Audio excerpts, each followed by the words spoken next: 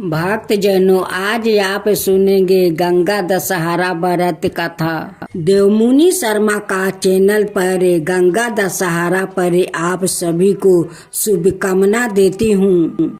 एक बार महाराज सागर ने व्यापक यज्ञ किया। उस यज्ञ की रक्षा का भार उनके पुत्र अंशुमन ने संभाला। इंद्र ने सागर के यज्ञ घोड़ा का अपहरण कर लिया। यह यज्ञ के लिए विधन था। परिणामत अंशुमन ने सागर की 60,000 प्रजा लेकर घोड़ा को खोजना शुरू कर दिया। सारा भूमंडल खोज लिया पर घोड़ा कहीं नहीं मिला। फिर घोड़ा को पाताल लोक में खोजने के लिए पृथ्वी को खोदा गया। खोदाई पर उन्होंने देखा कि साक्षात भगवान महर्षि कपिल के रूप में तपस्या कर रहे हैं। उन्हीं के पास महाराज सागर का घोड़ा घास चर रहा है। प्रजा उन्हें देखकर चोर चोर चिल्लाने लगी। महर्षि कपिल की समाधि टूट गई। ज्यों ही महर्षि ने अपने अग्नि नेत्र खोले, तायो ही सारी प्रजा भस्म हो गई। इन मृतक लोग के उद्धार के लिए ही महाराज दिलीप के पुत्र भागीरथ ने कठोर तप किया था। भागीरथ के तप से प्रसन्न होकर ब्रह्मा ने उनसे वर मांगने को कहा, तो भागीरथ ने गंगा की मांग की। इस पर ब्रह्मा ने कहा, राजन, तुम गंगा का पृथ्वी पर अवतरण तो चाहते हो, परंतु क्या तुमने पृथ्वी से पूछा है कि वो गंगा के भार और वेग को संभाल पाएगी? मेरा विचार है कि गंगा के वेग को संभालने की शक्ति केवल भगवान शंकर में है। इसलिए उचित यह होगा कि गंगा का भार वो वेग संभालने के लिए भगवान शिव का अनुग्रह प्राप्ति कर लिया जाए। महाराज भागीरथ ने वैसा ही किया। उनकी कठोर तपस्या से प्रसन्न होकर ब्रह्मा जी ने गंगा की धारा को अपने कमंडल से छोड़ दिया। तब भगवान शिव ने गंगा की धारा को अपनी जटाओं में समेट कर जटाएं बांध लिया। इसका परिणाम यह हुआ कि गंगा को जटाओं से बाहर निकालने का पथ नहीं मिल सका। अब महाराज भागीरथ को और भी अधिक चिंता हुई। उन्होंने एक बार फिर भगवान शिव की आराधना में घोर तप शुरू किया। तब कहीं भगवान शिव ने गंगा की धारा को मुक्त करने का वरदान दिया।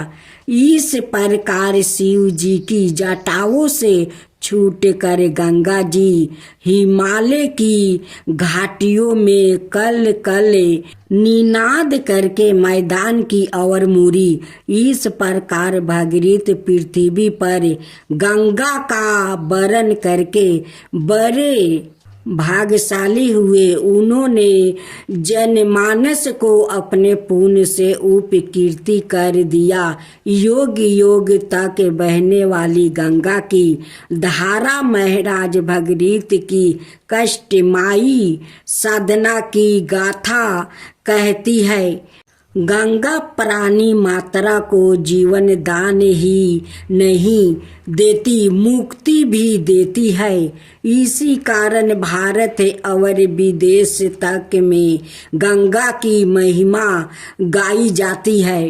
अब साथ में सुनेंगे लपसी तपसी की कथा। एक लपसी था, एक तपसी था। तपसी हमेशा भगवान की तपस्या में लीन रहता था। लपसी रोजाना 1.25 शेर की लपसी बनाकर भगवान का भोग लगाकर जिमा लेता था। एक दिन दोनों लड़ने लगे। तपसी बोला, मैं रोज भगवान की तपस्या करता हूँ, इसलिए मैं बारा हूँ। लपसी बोला, मैं रोज भगवान को सावा शेर लपसी का भोग लगाता हूँ, इसलिए मैं बारा हूँ। नारद जी वहां से गुजर रहे थे। दोनों को लड़ता देख कर उनसे पूछा कि तुम क्यों लड़ रहे हो। तपसी ने खुद के बारा होने का कारण बताया और लपसी ने अपना कारण बताया। नारद जी बोले, तुम्हारा फैसला मैं कर दूंगा। दूसरे दिन लपसी और तपसी नहाकर अपनी रोज की भांति करने आए तो नारद जी ने छुप कर 1.25 करोड़ की एक एक अंगूठी उन दोनों के आगे रख दिया। तपसी की नजर जब अंगूठी पर पड़ी तो उसने चुपचाप अंगूठी उठाकर अपने नीचे दबा लिया। लपसी की नजर अंगूठी पर पड़ी, लेकिन उसने ध्यान नहीं दिया। भगवान को भोग लगाकर लपसी खाने लगा। नारद जी सामने आए तो दोनों ने पूछा कि कौन बड़ा है। तो नारद जी ने तपसी से खारा होने को कहा। वो खारा हुआ तो उसके नीचे दबी अंगूठी दिखाई पड़ी। नारद जी ने तपसी से कहा, तपस्या करने के बाद भी तुम्हारी चोरी करने की आदत नहीं गई, इसलिए लपसी बारा है और तुम्हें तुम्हारी तपस्या का कोई फल भी नहीं मिलेगा। तपसी शर्मिंदा होकर माफी मांगने लगा। उसने नारद जी से पूछा, मुझे मेरी तपस्या का फल कैसे मिलेगा। नारद जी ने कहा, यदि कोई गाय और कुत्ते की रोटी नहीं बनाएगा तो फल तुझे मिलेगा। यदि कोई ब्राह्मण को भोजन करवाकर दक्षिणा नहीं देगा तो फल तुझे मिलेगा। यदि कोई साड़ी के साथ ब्लाउज नहीं देगा तो फल तुझे मिलेगा। यदि कोई दिए से दिया जलाएगा तो फल तुझे मिलेगा।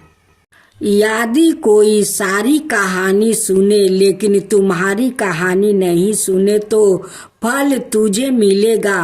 उसी दिन से हर बरत कथा कहानी के साथ लपसी तपसी की कहानी भी सुनी और कही जाती है। अब साथ में सुने माँ लक्ष्मी की कथा। यह व्रत करने वाले स्त्री और पुरुष दोनों मन से स्वस्थ और आनंदमय होने चाहिए। इस व्रत को किसी भी महीने के प्रथम गुरुवार बृहस्पतिवार से शुरू कर सकते हैं। विधि नियम अनुसार हर गुरुवार को माँ लक्ष्मी व्रत करे। श्री महालक्ष्मी की व्रत कथा को पढ़े। लगातार 8 गुरुवार को व्रत पालन करने पर अंतिम गुरुवार को समापन करे। वैसे यह व्रत पूजा पूरे बरस भर में कर सकते हैं। पूरे बरस भर हर गुरुवार के देवी की प्रतिमा या फोटो के सामने बैठकर व्रत कथा को पढ़े। शेष गुरुवार के दिन 8 सुहागिनों या कुंवारियों कन्याओं को आमंत्रित करें। उन्हें समय के साथ पीढ़िया या आसन पर बैठाकर श्री माँ लक्ष्मी का रूप समझकर हल्दी कुमकुम लगाए। पूजा की समाप्ति पर फल प्रसाद वितरण करे और इस कथा की एक प्रति उन्हें देख कर नमस्कार करे। केवल नारी ही नहीं अपितु पुरुष भी यह पूजा कर सकते हैं। वो सुहागिन या कुमारी के को आमंत्रित करे, उन्हें हाथ में हल्दी कुमकुम प्रदान करे और व्रत कथा की एक प्रति देख कर उन्हें प्रणाम करे। पुरुषों को भी इस व्रत कथा को पढ़ना चाहिए। जिस दिन व्रत को उपवास करे, दूध फलहार करे, खाली पेट ना रहे, रात को भोजन से पहले देवी को भोग लगाए और परिवार के साथ भोजन करे। पद्म पुराण में यह व्रत गृहस्थ जनों के लिए बताया गया है। इस पूजा को पति पत्नी मिल कर सकते हैं। अगर किसी कारण पूजा में बाधा आए तो औरों से पूजा करवा लेना चाहिए, पर खुद उपवास अवश्य करे। उस गुरुवार को गिनती में ना ले। अगर किसी दूसरी पूजा का उपवास गुरुवार को आए तो भी यह पूजा की जा सकती है। दिन में भी पूजा कर सकती है, रात में भी पूजा की जा सकती है। दिन में उपवास करे और रात में पूजा के बाद भोजन करे। इस व्रत कथा को सुनने के लिए अपने आस पड़ोस के लोगों को, रिश्तेदारों को और घर के लोगों को बुलाए। व्रत कथा को पढ़ते समय शांति और एकाग्रता होकर पढ़े। अब दूसरी महालक्ष्मी की कथा सुने। एक बार महालक्ष्मी जी के मन में आया कि जाकर उस राजा के राजप्रसाद में रहे, इससे दोगुनी धन दौलत की प्राप्ति होगी और वो इस धन दौलत से अपनी प्रजा को और सुख दे पाएगा। गरीब के घर आकर रहे और उस धन दौलत प्राप्ति हो तो वो स्वार्थी की तरह केवल अपने ऊपर ही खर्चा करेगा। यह सोचकर श्री महालक्ष्मी जी ने बूढ़ी ब्राह्मण स्त्री का रूप धारण किया, हाथ में लाठी लिया। लाठी के सहारे रानी के द्वार तक पहुंची। यापी उन्होंने बुढ़िया औरत का रूप धारण किया था, पर उनके चेहरे पर देवी का तेज था। उन्होंने देखते ही एक दासी सामने आई। उसने उनका नाम धाम काम धर्म पूछ डाली। वृद्ध ब्राह्मणी का रूप धारी माता लक्ष्मी ने कहा, बालिके, मेरा नाम कमला है, मेरे पति का नाम भुवनेश है, हम द्वारिका में रहते हैं। तुम्हारी रानी पिछले जन्म में एक बेश्या की पत्नी थी। वो बेश्या गरीब थी। द्वारिका के कारण हर रोज घर में झगड़े होते थे और उसका पति रोज उसे मारता था। इन बातों से तंग आकर वो घर छोड़कर चली गई और वन जंगल में खाली पेट भटकने लगी। उसकी इस दुर्दशा पर मुझे दया आई, तब मैंने उसे सुख संपत्ति देने वाली श्री महालक्ष्मी की कथा सुनाई। मेरे कहने पर उसने श्री महालक्ष्मी का व्रत किया। श्री महालक्ष्मी प्रसन्न हुई, उसकी गरीबी दूर हुई, उसका घर संसार दौलत संपत्ति से भर गया। बाद में पति पत्नी दोनों परलोक सिधर गया। लक्ष्मी व्रत करने के कारण वो लक्ष्मी लोक में रहने लगे। उन्होंने जितने साल महालक्ष्मी का व्रत किया, उतने हजारों साल उन्हें सुख भोग मिला। इस जन्म में उसका जन्म राजघराने में हुआ, परंतु वो श्री लक्ष्मी का व्रत करना भूल गया। उसे यह याद दिलाने के लिए आया हूँ, परंतु वो श्री लक्ष्मी का व्रत करना भूल गया है। उसे यह याद दिलाने के लिए मैं आई हूँ। बुढ़िया की बेटे सुनकर दासी ने उन्हें प्रणाम किया और श्री लक्ष्मी का व्रत किस तरह किया जाए इस बारे में पूछा। बुढ़िया रूपधारी किए हुए श्री लक्ष्मी माता ने दासी को पूजा की विधि और महिमा बताई। इसके बाद वो दासी माता को प्रणाम करके रानी को बताने अंदर चली गई। राजभवन में रहते हुए रानी को अपने ऐश्वर्य पर बहुत घमंड हुआ था। संपत्ति अधिकार की वजह से वो जनमत हो गई थी। दासी द्वार बताई गई। बुढ़िया की बात सुनकर वो आगे बबूला होकर और राज द्वार पर आकर बुढ़िया रूपी श्री लक्ष्मी पर बरस पड़ी। उसे यह मालूम नहीं था कि श्री लक्ष्मी माता बुढ़िया का रूप धारण किया द्वार तक आई है, परंतु रानी का इस कदर रूखा बर्ताव और अपना अनादर देखकर माता ने वहाँ ठहरना ठीक नहीं समझी। वो वहाँ से चल पड़ी। राह में उन्हें राजकुमारी स्वयंबाला मिली। उन्होंने स्वयंबाला को सारी बात बताई। स्वयंबाला ने अपनी ओर से श्री लक्ष्मी माता से क्षमा मांगी। माता को उस पर दया आई।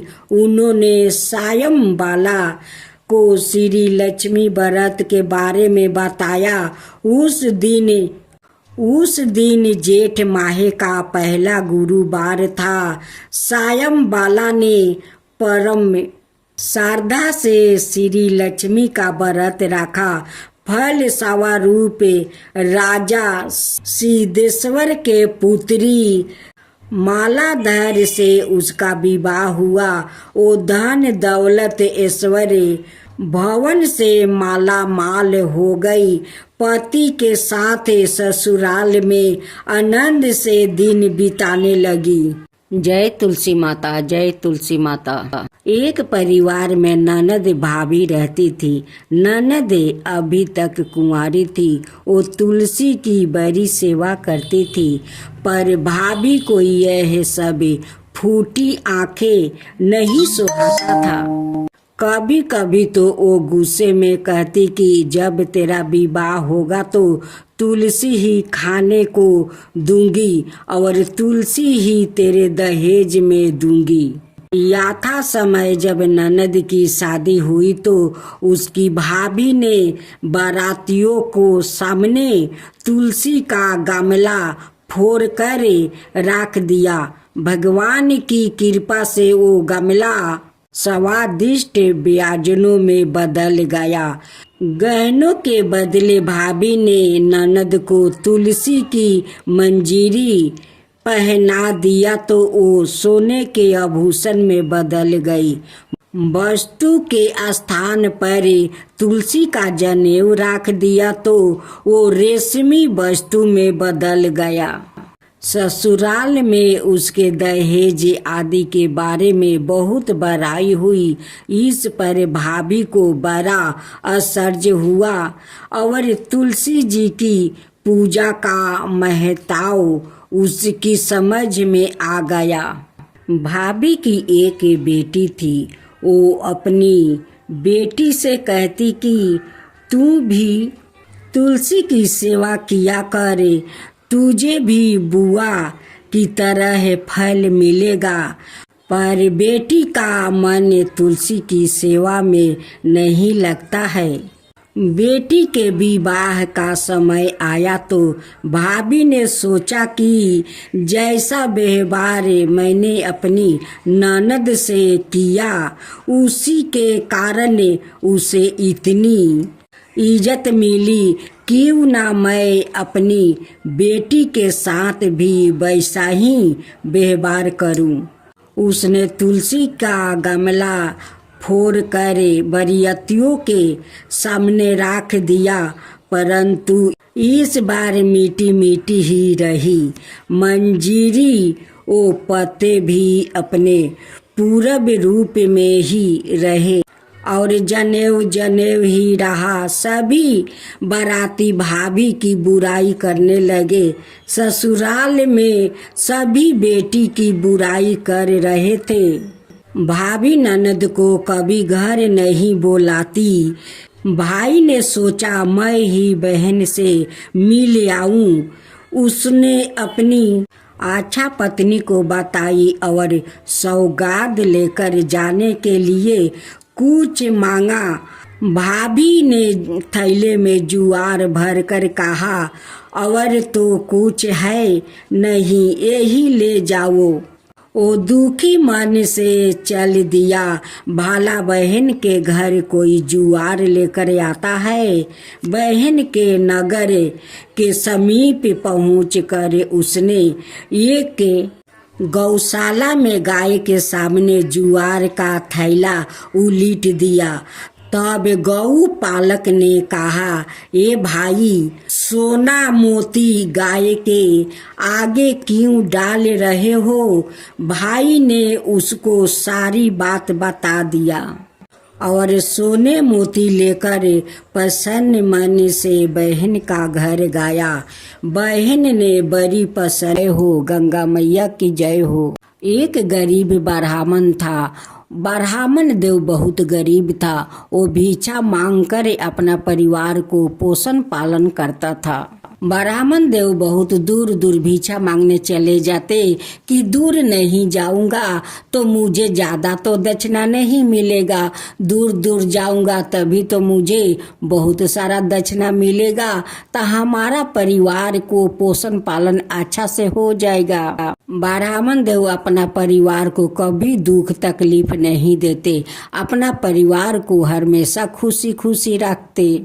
एक दिन ब्राह्मण देव भिक्षा मांगकर घर आते हैं और अपना ब्राह्मणी से कहते हैं कि सुनते हो जी, देखो काल सब लोग बैसाखी स्नान करने जाते हैं, हम लोग भी चलेंगे। ब्राह्मणी कहती है कि आपका खुशी के लिए मैं कहीं भी चलने के लिए तैयार हूँ, चलिए हम लोग भी बैसाखी स्नान करेंगे। ब्राह्मण देव अपना परिवार को लेकर बैसाखी स्नान करने चल देते हैं। रास्ते में माँ गंगा एक बुढ़िया का रूप धारण कर लेती है। उनकी सारा शरीर का चमड़ा झूला हुआ था और रास्ते में एक लाठी लेकर बैठ गई। जितने लोग जाते वो सभी से कहती कि बेटा मुझे थोड़ा पानी पिला दे, बेटी थोड़ा पानी पिला दे, लेकिन कोई उन्हें पानी नहीं पिलाया। ब्राह्मण देव अपना परिवार को लेकर उसी रास्ते से जा रहे थे।